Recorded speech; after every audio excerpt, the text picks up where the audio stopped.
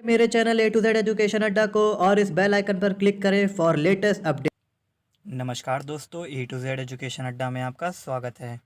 तो दोस्तों, जैसा कि हम लोग ने हिंदी के चैप्टर वाइज प्रश्नों की एक सीरीज़ शुरू करी थी और जिसमें हम लोग ने अपने हिंदी के सेकंड चैप्टर के 2 भाग कंप्लीट कर लिए हैं।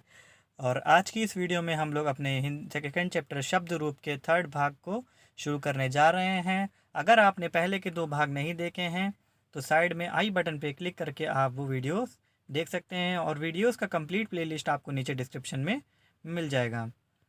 तो चलिए शुरू करते हैं हम अपने आज के क्वेश्चंस। तो हमारा पहला क्वेश्चन है, हे राम तुम कहाँ हो, वाक्य में कौन सा कारक है?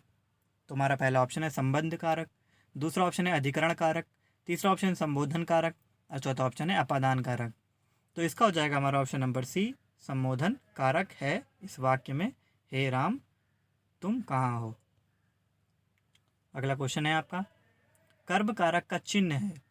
तो कर्म कारक का क्या चिन्ह है? तो पहला ऑप्शन है ने, दूसरा ऑप्शन है से द्वारा, तीसरा ऑप्शन है को और चौथा ऑप्शन है को, के लिए और हेतु।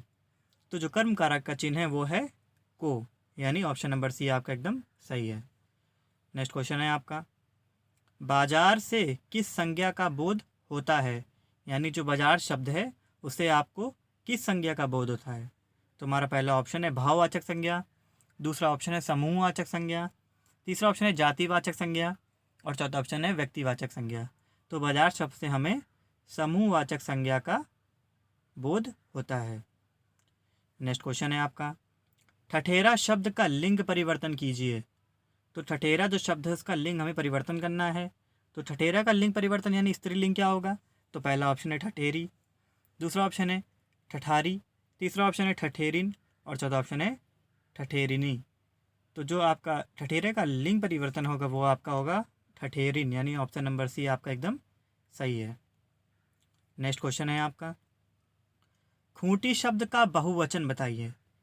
तो खूंटी शब्द का बहुवचन आपका पहला ऑप्शन है खूंटियाँ, दूसरा ऑप्शन है खूंटियों, तीसरा ऑप्शन है खूंटियाँ, तो चौथा ऑप्शन है खूंटियाँ। तो जो खूंटी शब्द का बहुवचन होगा वो आपका खूंटियाँ होगा। पहला ऑप्शन आपका एकदम सही है। दूसरा ऑप्शन है आपका, वह अगले साल आएगा। इस वाक्य में कौन सा कारक है? यानी वह अगले साल आएगा, आपको बताना है इस वाक्य में कौन सा कारक है। तो हमारे 4 ऑप्शन दिए हैं। पहला ऑप्शन है अपादान कारक, दूसरा ऑप्शन है संबंध कारक, तीसरा ऑप्शन है अधिकरण कारक और चौथा ऑप्शन है कर्म कारक। तो जो इस वाक्य में आपका कारक है वो है अधिकरण कारक। नेक्स्ट क्वेश्चन है आपका, विद्वान शब्द का स्त्रीलिंग क्या होगा? तो पहला ऑप्शन है विदुषी, दूसरा ऑप्शन है विद्यावंती, तीसरा ऑप्शन है विद्यावती और चौथा ऑप्शन है विद्यावंती। तो जो विद्वान शब्द का स्त्रीलिंग होगा वो होगा विदुषी। ऑप्शन नंबर ए आपका एकदम सही है। अगला क्वेश्चन है आपका, चाकू शब्द का बहुवचन क्या होगा? तो हमारा पहला ऑप्शन है चाकुएं, दूसरा ऑप्शन है चाकुओं, तीसरा ऑप्शन है चाकुओं और चौथा ऑप्शन है चाकू। तो चाकू शब्द का जो बहुवचन होगा वो होगा आपका चाकू। ऑप्शन नंबर डी आपका एकदम सही है। अगला क्वेश्चन है आपका, सीमा कुत्ते से डरती है। इस वाक्य में कौन सा कारक है? तो पहला ऑप्शन है अपादान कारक, दूसरा ऑप्शन है करण कारक, तीसरा ऑप्शन है कर्म कारक और चौथा ऑप्शन है संबोधन कारक। तो जो इस वाक्य में कारक है वो आपका है अपादान कारक, यानी ऑप्शन नंबर ए आपका एकदम सही है। नेक्स्ट क्वेश्चन है आपका, ए राकेश यहाँ आओ। इस वाक्य में कौन सा कारक है? तो हमारा पहला ऑप्शन है अधिकरण कारक, दूसरा ऑप्शन है संबोधन कारक, तीसरा ऑप्शन है कर्ता कारक और चौथा ऑप्शन है करण कारक। तो इसमें आपका संबोधन कारक है। नेक्स्ट क्वेश्चन है आपका, जो करेगा सो भरेगा रेखांकित शब्द क्या है? यानी जो और सो जो शब्द है वो आपके शब्द क्या है ये बताना है हमें। तो हमारा पहला ऑप्शन है क्रिया विशेषण है, दूसरा ऑप्शन संकेतवाचक सर्वनाम है, तीसरा ऑप्शन है संबंधवाचक सर्वनाम है और चौथा ऑप्शन है गुणवाचक सर्वनाम है। तो जो 2 शब्द यहाँ पे आपके रेखांकित किए गए यानी जो और सो वो आपके क्या हैं? शब्दवाचक सर्वनाम है। अगला क्वेश्चन है आपका, गरीबों की सहायता करो, गरीब शब्द क्या है? पहला ऑप्शन विशेषण है, दूसरा ऑप्शन विशेष्य है, चौथा ऑप्शन है जातिवाचक संज्ञा है और चौथा ऑप्शन है भाववाचक संज्ञा है। तो जो आपका गरीब है वो आपका एक जातिवाचक संज्ञा है, यानी ऑप्शन नंबर सी आपका एकदम सही है। नेक्स्ट क्वेश्चन है आपका, निम्नलिखित में से कौन सी भाववाचक संज्ञा है? यानी इन चारों में से हमें बताना है कि इनमें से कौन सी एक भाववाचक संज्ञा है। तो पहला ऑप्शन है भारत, दूसरा ऑप्शन है लड़का, तीसरा ऑप्शन है मित्रता और चौथा ऑप्शन है पेड़। तो जो भाववाचक संज्ञा है वो है आपकी मित्रता, क्योंकि मित्रता एक भाव प्रकट कर रही है, इसलिए ये एक भाववाचक संज्ञा है।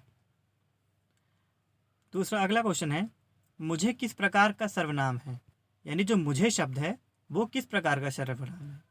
तो हमारा पहला ऑप्शन है उत्तम पुरुष, दूसरा ऑप्शन है मध्यम पुरुष, तीसरा ऑप्शन है अन्य पुरुष और चौथा ऑप्शन है इनमें से कोई नहीं। तो जो मुझे है वो एक उत्तम पुरुष सर्वनाम है। अगला क्वेश्चन है आपका, कुर्सी पर मास्टर जी बैठे हैं, इस वाक्य में कुर्सी शब्द किस कारण से कारक में है? यानी हमें कुर्सी जो शब्द है वो किस कारक में है?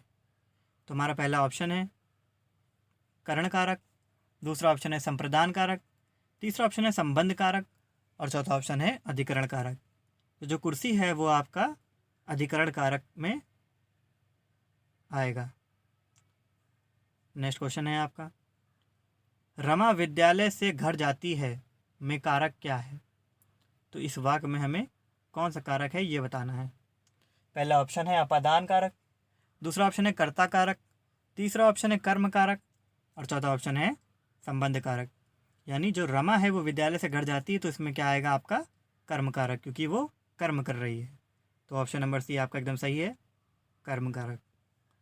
अगला क्वेश्चन है आपका, नायक शब्द का स्त्रीलिंग। तो पहला ऑप्शन है नायिका, दूसरा ऑप्शन नायकी, तीसरा ऑप्शन नायिकाएं और चौथा ऑप्शन है नायकी। तो जो नायक शब्द का स्त्रीलिंग होगा वो होगा आपका नायकी, यानी पहला ऑप्शन आपका एकदम सही है। अगला क्वेश्चन है आपका, राजा सेवक को कंबल देता है, वाक्य में रेखांकित पद में कौन सा कारक है? यानी जो सेवक यहाँ पे रेखांकित किया गया है इसमें आपको बताना है कौन सा कारक है। तो पहला ऑप्शन है कर्म कारक, दूसरा ऑप्शन है संबंध कारक, तीसरा ऑप्शन है संप्रदान कारक और चौथा ऑप्शन है कर्ता कारक। तो जो आपका इसमें कारक है वो है आपका ऑप्शन नंबर सी, संप्रदान कारक। नेक्स्ट क्वेश्चन है आपका, राम की गाय चरती है, वाक्य में कौन सा कारक है? तो हमारा पहला ऑप्शन है कर्ता कारक, दूसरा ऑप्शन है कर्म कारक, तीसरा ऑप्शन है संबंध कारक और चौथा ऑप्शन है अधिकरण कारक। तो जो इसमें आपका कारक है वो है संबंध कारक।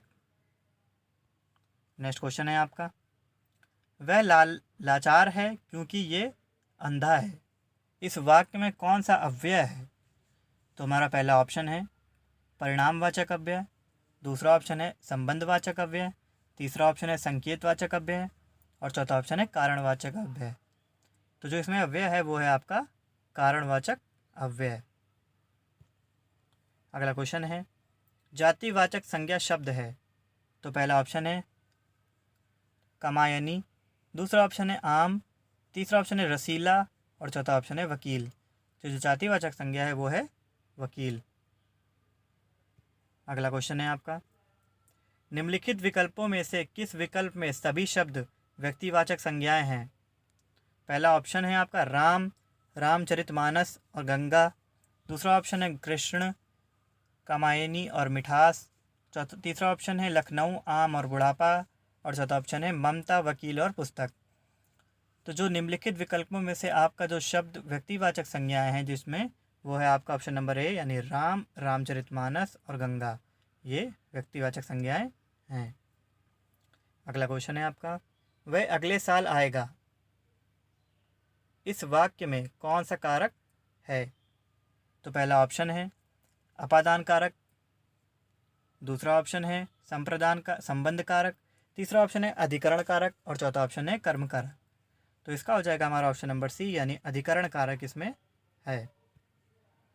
नेक्स्ट क्वेश्चन है आपका, मैं अपने आप वस्त्र साफ कर लेता हूँ, इस वाक्य में कौन सा सर्वनाम है?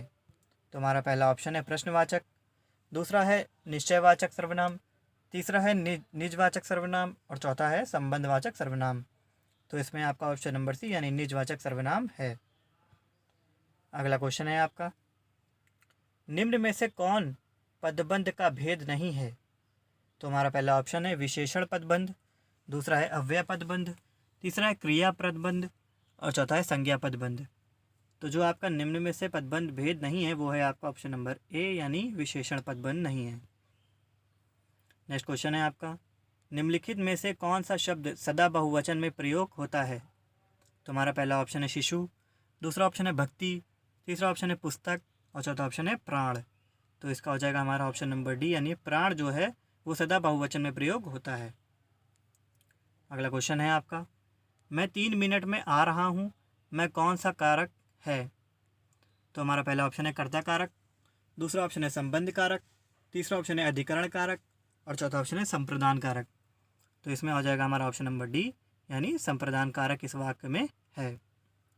अगला क्वेश्चन है आपका, बुढ़ापा एक प्रकार का अभिशाप है, रेखांकित शब्द की संज्ञा बताएं। तो हमारा जो रेखांकित शब्द है वो है बुढ़ापा, तो हमें इसकी संज्ञा बताना है। तो पहला ऑप्शन है जातिवाचक संज्ञा, दूसरा ऑप्शन है भाववाचक संज्ञा, तीसरा ऑप्शन है व्यक्तिवाचक संज्ञा और चौथा ऑप्शन है समूहवाचक संज्ञा। तो जो बुढ़ापा है वो आपका एक भाववाचक संज्ञा है क्योंकि वो एक भाव प्रकट कर रहा है। अगला क्वेश्चन है आपका, वृक्षों से पत्ते झड़ते हैं वे कौन सा कारक है? तो पहला ऑप्शन है कर्ता कारक, दूसरा ऑप्शन है संप्रदान कारक, तीसरा ऑप्शन है अपादान कारक और चौथा ऑप्शन है अधिकरण कारक। तो इसका हो जाएगा हमारा ऑप्शन नंबर सी यानी अपादान कारक इसमें है। नेक्स्ट क्वेश्चन और आज का हमारा आखिरी क्वेश्चन दोस्तों, विद्वान शब्द का स्त्रीलिंग क्या होगा? तो हमारा पहला ऑप्शन है विदुषी, दूसरा ऑप्शन है विद्वंती, तीसरा ऑप्शन है विद्यामती और चौथा ऑप्शन है विद्यावती। तो जो विद्वान शब्द का स्त्रीलिंग होगा वो आपका होगा विदुषी यानी ऑप्शन नंबर ए। तो ये थे दोस्तों हमारे सेकंड चैप्टर शब्द रूप के महत्वपूर्ण 30 प्रश्न। उम्मीद करता हूँ कि आपको मेरी वीडियो पसंद आई होगी।